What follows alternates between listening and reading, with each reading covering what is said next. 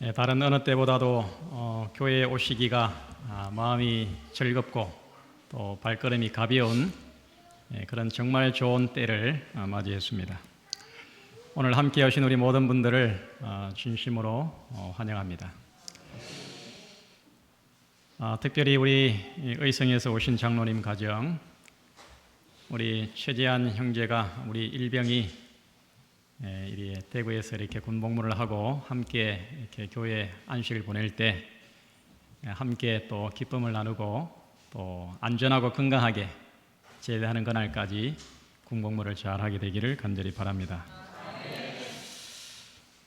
지난주에 우리 어린이반에서 별새 꽃돌 자연탐사 과학관을 다녀왔습니다. 하늘에 별을 보고 그날 좀 흐려가지고 별을 제대로 보지는 못했지만은 직녀성 그 별 하나가 이렇게 구름이 거쳐가지고 이렇게 잠깐 봤는데, 그러나 이 투영실에서 이렇게 만들어 놓은 그 투영실에서 별을 잘 봤습니다. 그리고 또 새를 관찰하고 또 암흑 그 암실에서 또 돌에 반짝이는 그 빛을 보고 이렇게 하면서 아주 유익한 그런 시간을 가졌습니다. 앞으로 우리 교회의 어린이들이 정말 믿음으로 잘 자라나서 정말 든든한 이 교회를 짊어지고 나갈, 또 하나님의 일을 담당할 그런 든든한 일꾼으로 이렇게 성장하게 되기를 간절히 바랍니다. 술을 마셔야 시를 쓸 수 있었다고 하는 중국 당나라의 시인 이백은 술로 달랠 수 없는 인생의 공허함을 그가 많이 느꼈다고 합니다. 그래서 그가 이렇게 탄식을 했습니다. 칼을 들어서 흐르는 물을 내리쳐도 물이 끊이지 않고 계속 흐르며, 또 잔을 들어서 술을 마시며 걱정을 씻으려고 해도 걱정은 더욱더 쌓여만 가네. 이것이 그 유명한 이태백 시인의 탄식입니다. 아무리 애를 쓰고 노력해도 걱정과 근심이 떠나지 않는 인생의 그런 공허와 괴로움을 이렇게 탄식하고 있습니다. 여러분, 이 걱정은 도무지 해결할 수 없는 것입니까? 2차 세계대전 당시에 이 전쟁으로 죽은 청년의 수가 30만 명에 달한다고 합니다. 그러나 아들과 남편을 전쟁터에 보내놓고 염려와 근심과 불안으로 인해서 심장병이 걸려서 죽은 미국인의 수는 무려 100만 명이 넘는다고 합니다. 실제로 전쟁에 나가서 죽은 수보다 걱정, 근심 때문에 죽은 숫자가 3배 이상이 되는 것입니다. 여러분, 이 시간에 우리의 마음을 살펴보시기 바랍니다. 나를 사로잡고 있는 근심이 무엇인가? 나의 정신을 무겁게 얽매이는 걱정이 무엇인가? 질병입니까? 아니면 경제적인 문제입니까? 가정과 자녀의 문제입니까? 앞날에 대한 불안입니까? 아니면 뭔가 부족함에 대한 채워지지 않는 인생의 공허함입니까? 여러분, 이 걱정과 근심은 엄청난 이 파괴적인 힘을 가지고 있습니다. 여러분, 우리의 삶을 무너뜨리는 이 엄청난 걱정과 근심을 여러분 어떻게 해결하시겠습니까? 어떻게 이 문제를 푸시겠습니까? 우리 다 함께 하나님의 말씀 요한복음 14장을 펴겠습니다. 14장 1절로 3절입니다.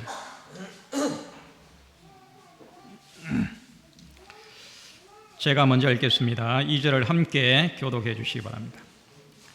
너희는 마음에 근심하지 말라. 하나님을 믿으니 또 나를 믿으라. 내 아버지 집에 거할 곳이 많도다. 그렇지 않으면 너희에게 이르렀으리라. 내가 너희를 위하여 처소를 예비하러 가노니. 가서 너희를 위하여 처소를 예비하면 내가 다시 와서 너희를 내게로 영접하여 나 있는 곳에 너희도 있게 하리라. 우리 예수님께서 오늘 말씀하십니다. 너희는 마음에 근심하지 말라. 여러분, 어떻게 근심 없이 살아갈 수가 있습니까? 지금 예수님은 이 근심하고 있는 제자들에게 말씀하고 있습니까? 아니면 근심하고 있지 않는 제자들에게 말씀하고 있습니까? 지금 제자들의 근심은 엄청 많습니다. 태산과 같이 그 근심이 무겁게 진두르고 있습니다. 그러면 이 제자들의 근심이 어떤 근심이었을까요? 어떤 근심을 하고 있는 제자들에게 너희는 마음에 근심하지 말라 그렇게 말했을까요? 예수님이 이 말씀을 언제 하셨습니까? 이제 최후의 만찬을 드시고 이제 다락방을 떠나서 어디로 가십니까? 감람산 겟세마네 동산으로 가는 중입니다. 캄캄한 밤중에 예수님께서 왜 겟세마네로 가셨습니까? 이제 예수님은 잠시 후면 이제 십자가를 지셔야 될 그런 운명의 시간이 됐습니다. 십자가를 바로 앞에 두시고 하나님께 능력을 구하는 기도를 드리기 위해서 예수님이 이제 겟세마네 동산으로 가는 중입니다. 이런 긴박한 상황에서 제자들의 마음을 가득 채운 근심은 어떤 근심이었냐 하면 이 불확실한 미래에 대한 불안이었습니다. 앞으로 우리의 운명이 어떻게 될 것인가? 3년 반 전에 자기들의 직업을 다 포기하고 예수만을 따라다니고 예수에게 걸었던 그 모든 기대와 희망이 앞으로 어떻게 될 것인가? 예수가 십자가에서 죽으면 우리들은 어떻게 될 것인가? 우리의 앞날의 운명이 어떻게 될 것인가? 우리는 이 요한복음 14장부터 14, 15, 16장을 이 다락방 강화라 그렇게 부릅니다. 최후의 만찬과 겟세마네의 그 짧은 시간 사이에 아주 긴박하고 중요한 순간에 주신 이 세 장의 말씀 속에 얼마나 귀한 말씀의 약속이 들어있는지 모릅니다. 오늘을 사는 우리의 현실이 아무리 어둡고 무겁고 힘들어도 넉넉히 모든 것을 이길 수 있는 그 힘이 바로 이 말씀 속에 들어 있습니다.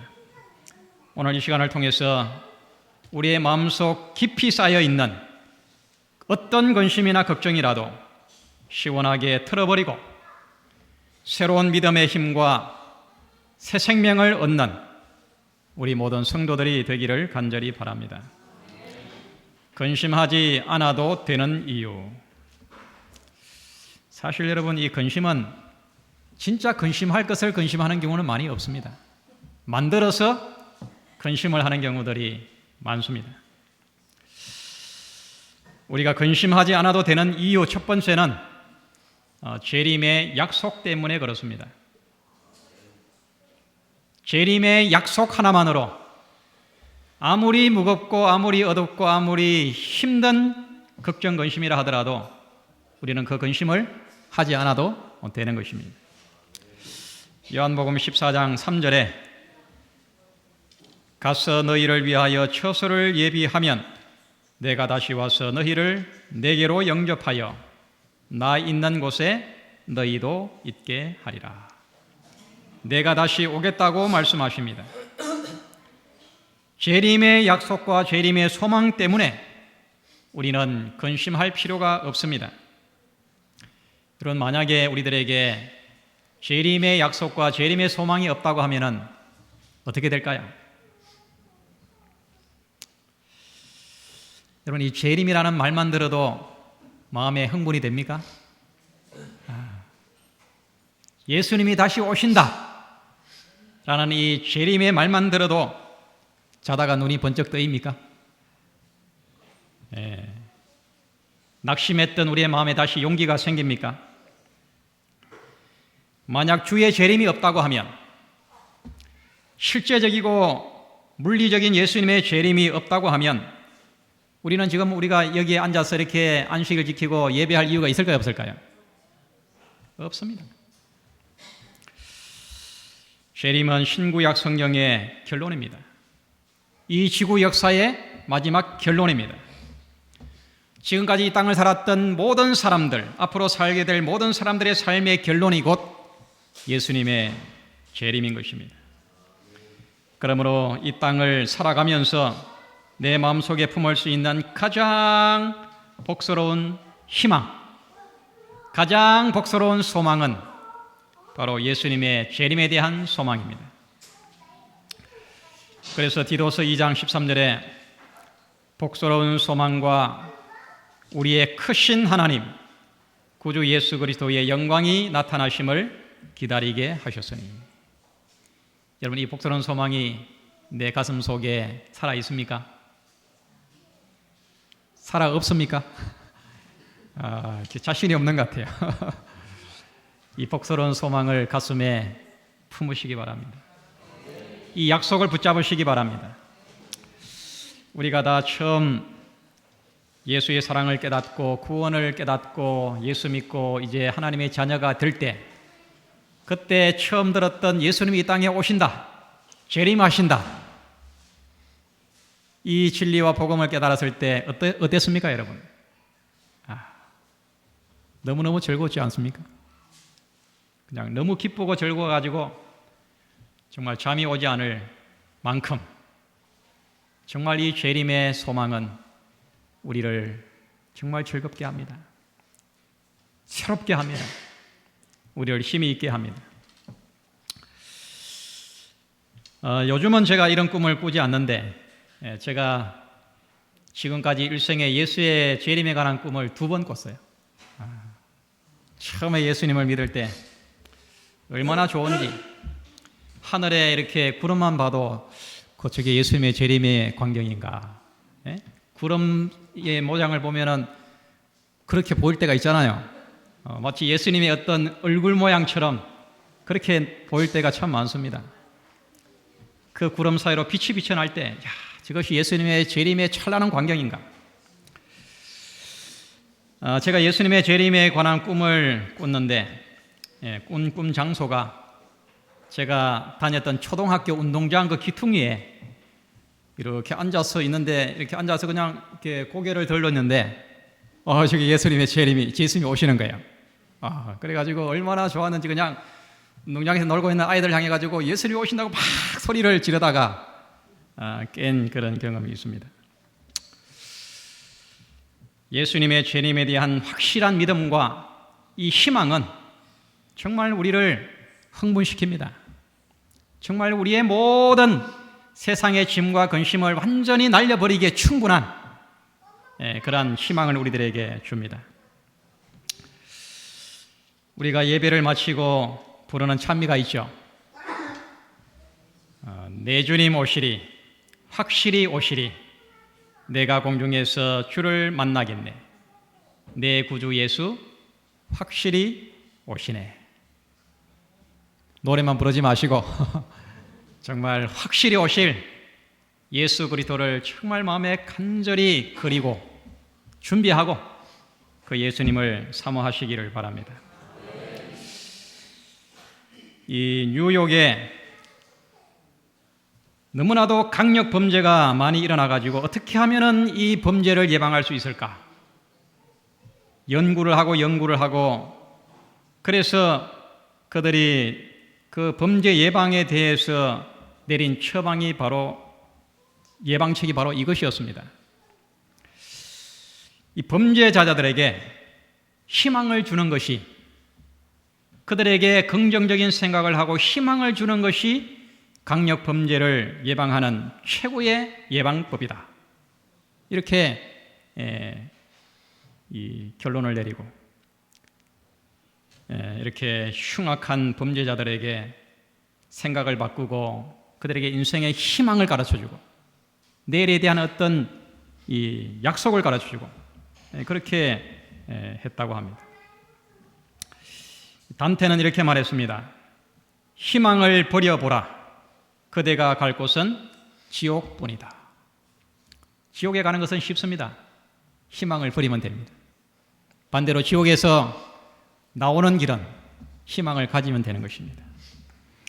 사람의 삶의 지혜는 두 마디입니다. 희망과 기다림입니다.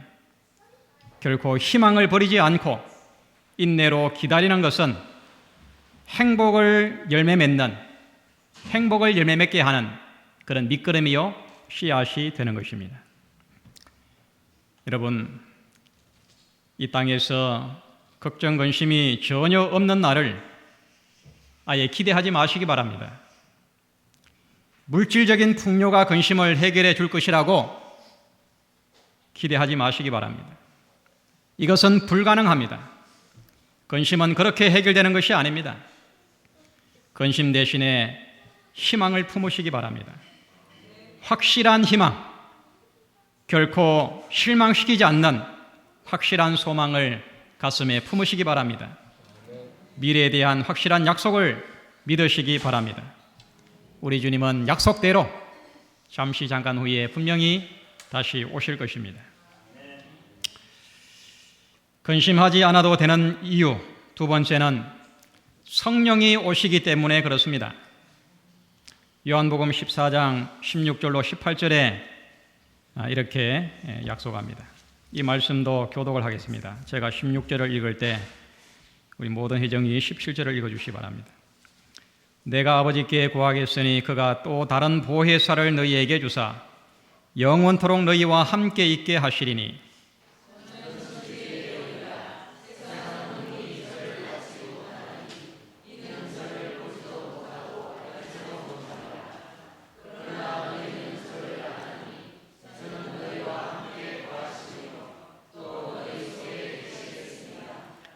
내가 너희를 고아와 같이 버려두지 아니하고 너희에게로 오리라. 지금 제자들의 근심이 어떤 근심이라 그랬습니까? 미래에 대한 불확실성에 대한 두려움이었습니다. 늘 함께했던 예수가 이제 그들의 곁을 떠나는 것에 대해서 그들은 불안해했습니다. 그처럼 놀라운 이적을 행하고 그들의 필요를 채워주고 또 필요할 때마다 적절한 교훈을 주셨던 그 예수가 우리의 곁을 떠나가면 어떻게 살아갈 것인가? 우리가 어떻게 복음을 전할 것인가? 어떻게 반대와 핍박과 조롱을 견딜 것인가? 그렇지만 예수님은 뭐라고 말씀하십니까? 너희는 마음에 근심하지 말라. 왜 그래요? 내가 가지만 누가 온다고요?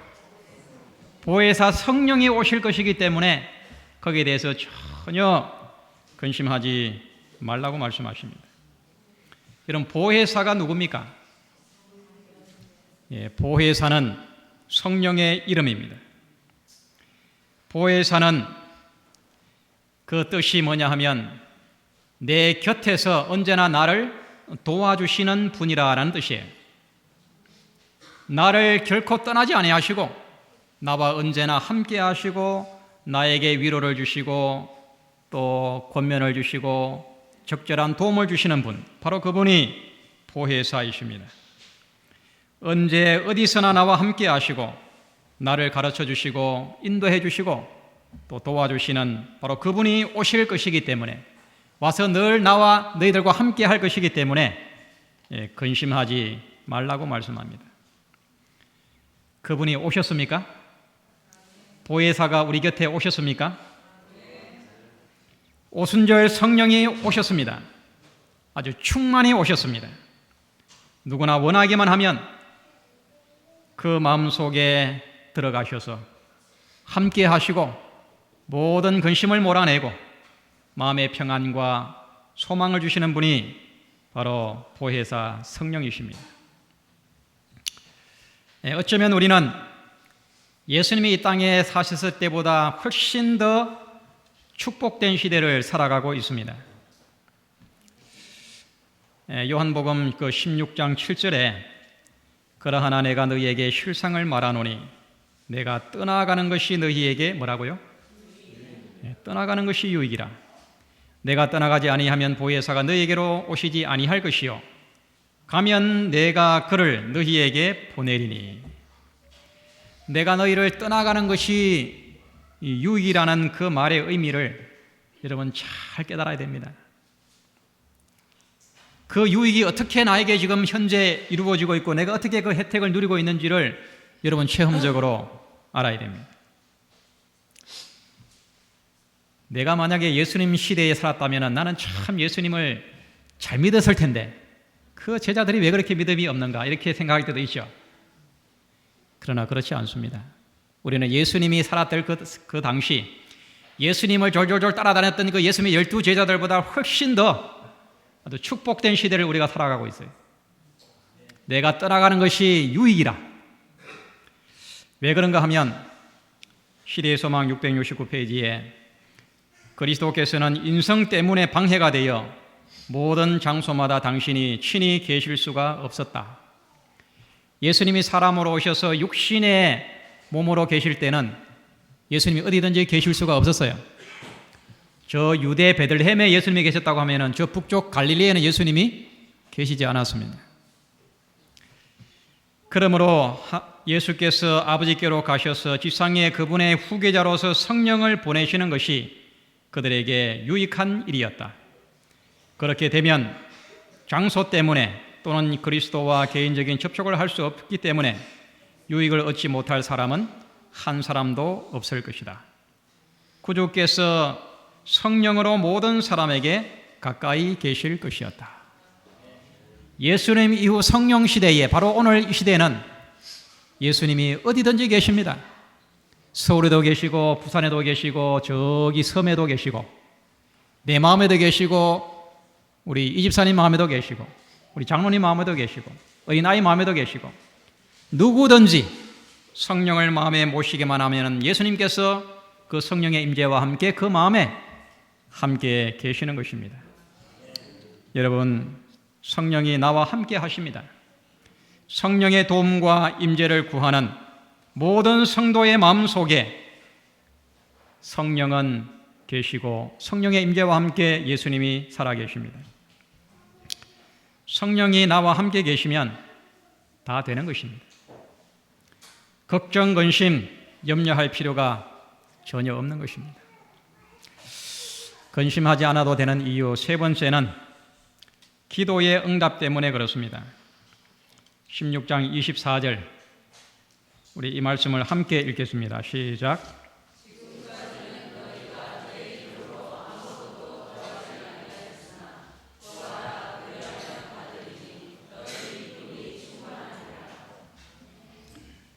기도하면 근심이 사라집니까? 기도하면 걱정이 해결이 됩니까? 기도가 해결해 주지 못할 정도로 어려운 문제가 여러분 있습니까?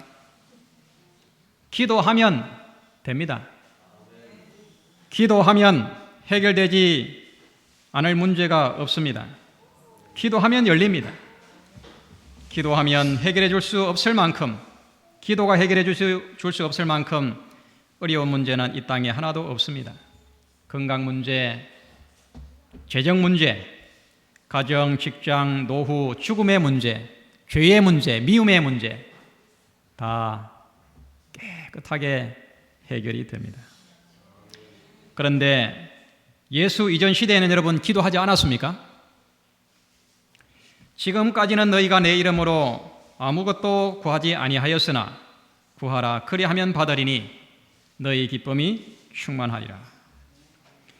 예수 이전 시대와 예수 이후 시대의 그 기도의 차이가 뭡니까? 구약의 믿음의 선배들도 노독들도 정말 기도의 사람이었습니다. 아브라함, 모세, 다니엘, 선지자들 얼마나 정말 간절하게 기도한 기도의 사람들이었습니까?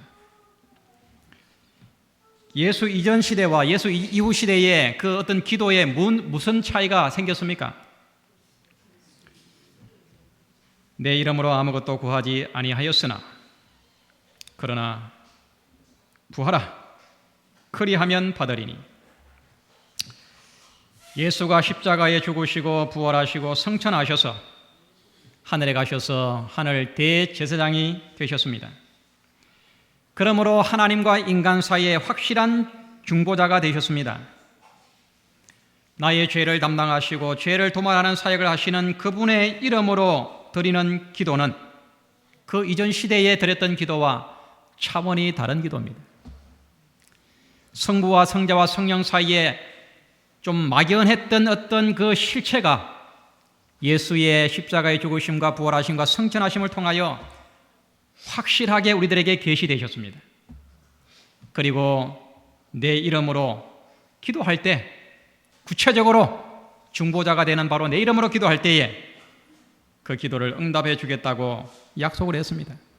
그리고 그 기도의 응답으로 너희 기쁨이 충만하게 되겠다고 그렇게 말씀하셨습니다.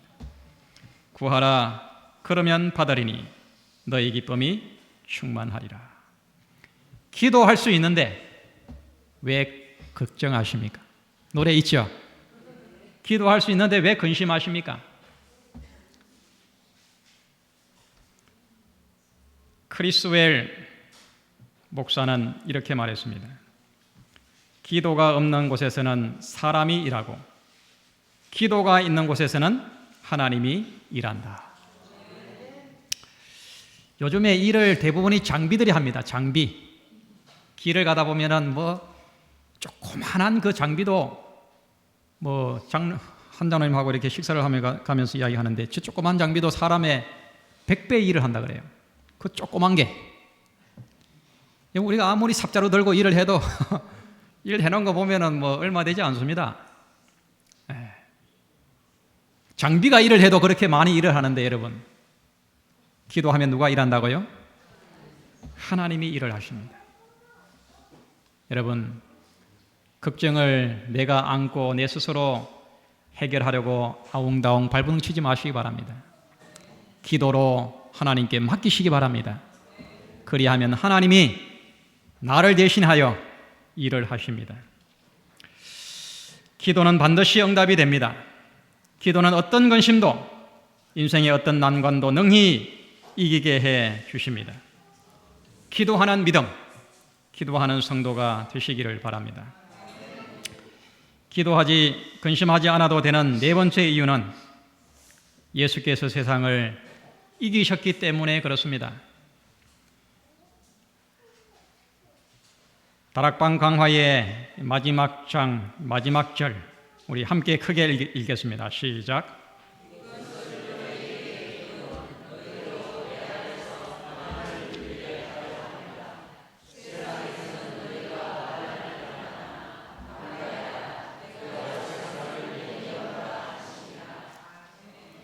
세상에서는 너희가 환난을 당하나 담대하라, 내가 세상을 이기었노라.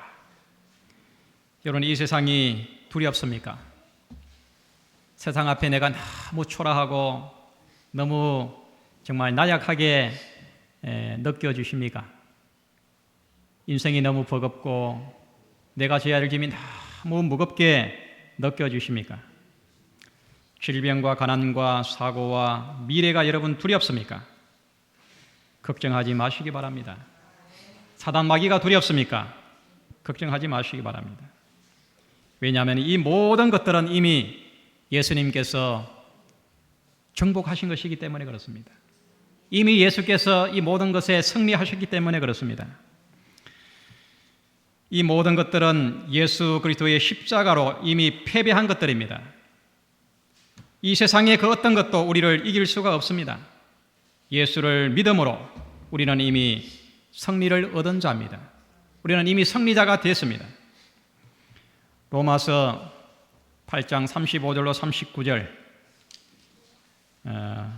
이 말씀은 성경을 직접 찾으시기 바랍니다. 로마서 8장 35절로 39절, 정말 귀한 약속이 있습니다. 이 말씀도 함께 교독하겠습니다. 누가 우리를 그리스도의 사랑에서 끊으리요? 환난이나 곤고나 핍박이나 기근이나 적신이나 위협이나 칼이랴.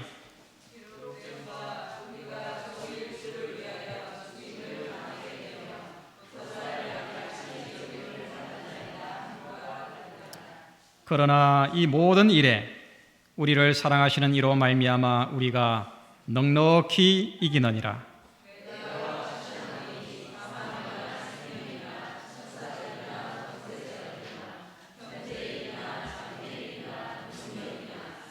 높음이나 깊음이나 다른 아무 피조물이라도 우리를 우리 주 그리스도 예수 안에 있는 하나님의 사랑에서 끊을 수 없으리라. 예수의 죽으심과 부활은 곧 나의 승리입니다. 사망도 나를 패배자가 되게 하지 못합니다. 질병도 나를 넘어지게 못합니다. 이미 우리는 이 모든 것에서 승리한 자들이 됐습니다. 이미 승리자인 것입니다. 여러분, 근심하지 않아도 되겠습니까?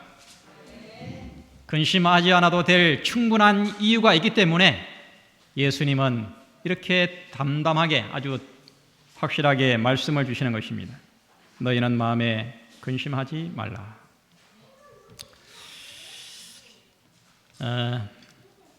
우리가 즐겨 부르는 찬미 506장을 작사한 사람은 휘윗이라고 하는 여자분입니다. 그는 교사였습니다. 불량 청소년들을 교화하는 일을 그가 했습니다. 그렇게 하다가 그 불량 청소년한테 얻어맞았어요. 1887년에 그가 그 선한 좋은 일을 하다가 불량 청소년들에게 얻어맞아가지고 7개월 동안이나 누워가지고 척추 치료를 병원에서 침상에서 받고 있었습니다. 그는 참 신앙이 좋았습니다. 근데 오랫동안 투병을 하다 보니까 신경이 날카로워지고 또 그 가해의 그 소년에 대해 가지고 아주 미움이 마음에 일어났습니다. 그래서 아주 우울한 날을 보내고 있었어요. 어느 날 아주 화사한 봄날에 흑인 여자가 병실을 청소하는데 아주 노래를 하면서 흥얼거리면서 그 청소하는 모습이 그의 눈에 띄었습니다. 그래서 이 휘윗 여사가 반사적으로 화를 내면서 이렇게 말했습니다. 이보시오, 뭐가 그렇게 좋아가지고 흥얼거리며 청소를 하시오? 그러자 이 흑인 청소부가 이렇게 말했습니다. 나의 모든 어려움을 찬송할 힘을 주시니 내가 어떻게 즐겁지 않을 수가 있겠습니까? 이 말을 듣고 이 휘윗 여사는 충격을 받았습니다. 내가 평생 주님을 믿는다고 하고 또 주의 일을 한다고 해왔는데 기껏 이런 시련 때문에 내가 이렇게 원망을 하다니, 그 소년을 내가 미워하다니. 그래서 그가 회개하고 마음에 아주 깊은 그런 이 마음의 감동이 그의 마음에서 흘러나왔습니다. 그래서 그가 그 마음에 흘러나오는 감동을 원고지에다가 적었어요. 그것이 바로 우리가 부르는 506장 주 안에 있는 나에게 딴 근심 있으랴, 바로 그 참입니다. 그 후부터 투병 생활이 기뻐졌습니다. 그의 척추가 치료가 됐어요. 그의 가해 청소년을 용서할 수가 있었습니다. 건강이 완전히 회복돼 가지고 다시 공립학교에 고편을 잡게 되고 그의 남은 일생을 그가 여전히 하던 그 청소년을 교화하는 일에 그의 일생을 바쳤습니다. 여러분이 506장 찬양을 부를 때마다 주 안에 있는 나에게 딴 근심 있으랴, 너희는 마음에 근심하지 말라고 하신 우리 주님의 그 말씀을 마음에 되새기시고 다시 우리의 마음을 주님께로 드리고 믿음의 힘과 또 내일을 향한 희망을 갖게 되기를 바랍니다. 아멘. 걱정과 근심의 뿌리는 불신입니다. 하나님의 살아계심과 도우심과 함께하심을 믿지 못하는 데서 나오는 불신앙입니다. 또한 실제 근심은 외부의 현실에서 오기보다 내 마음에서 생기는 경우가 대부분입니다. 근심은 우리의 육체적인 건강도, 정신적인 평안도, 영적인 성장도 방해하는, 전혀 도움이 되지 않는 것입니다. 근심은 하지 말아야 합니다. 예수께서는 근심하지 않아도 될 충분한 이유를 우리들에게 이미 주셨습니다. 재림의 소망으로 성령의 임재하심으로 기도의 무기로 십자가의 예수의 승리로 인해서 근심은 이미 다 해결이 되었습니다. 주 안에서 늘 감사와 찬양과 소망이 가득한 우리 칠성교회 모든 성도들 되시기를 간절히 바랍니다.